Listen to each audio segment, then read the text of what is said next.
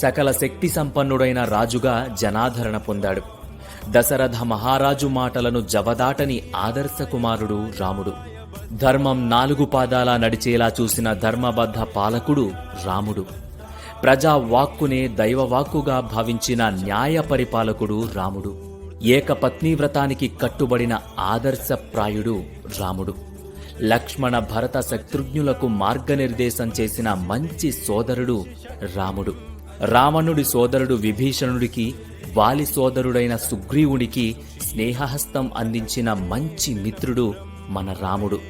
అతులిత బలశాలి హనుమంతునికి గురువు, దైవం అన్నీ ఆ శ్రీరామచంద్రుడే.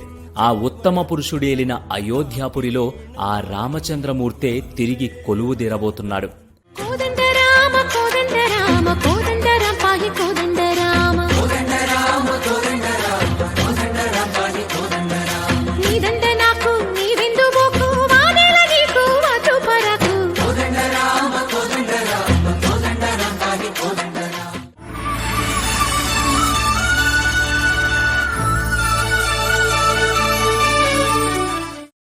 అంతా రామమయం, ఈ జగమంతా రామమయం అన్నట్టు ప్రజలకు సుఖశాంతులు ప్రసాదించడానికి ప్రత్యక్షం కాబోతున్నాడు.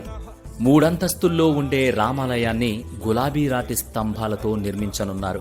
అందుకోసం రాజస్థాన్లోని భరత్పూర్ జిల్లా బన్సీ పహాద్పూర్ నుంచి 360 స్తంభాలను తరలిస్తున్నారు. ఈ స్తంభాలు ఇప్పటికే కొన్ని అయోధ్యకు చేరుకోగా మరిన్ని రావాల్సి ఉంది.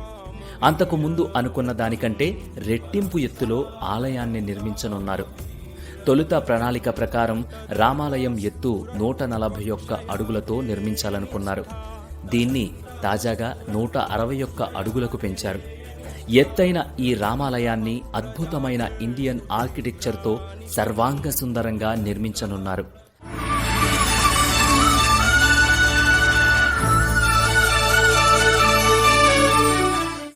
ప్రధాన ఆలయం చుట్టూ 4 చిన్న ఆలయాలను నిర్మిస్తారు.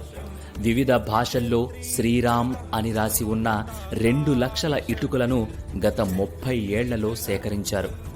ఆలయాన్ని 3 అంతస్తులుగా నిర్మిస్తారు. 5 గుమ్మటాలతో మండపాలు, ఒక శిఖరం ఉంటాయి.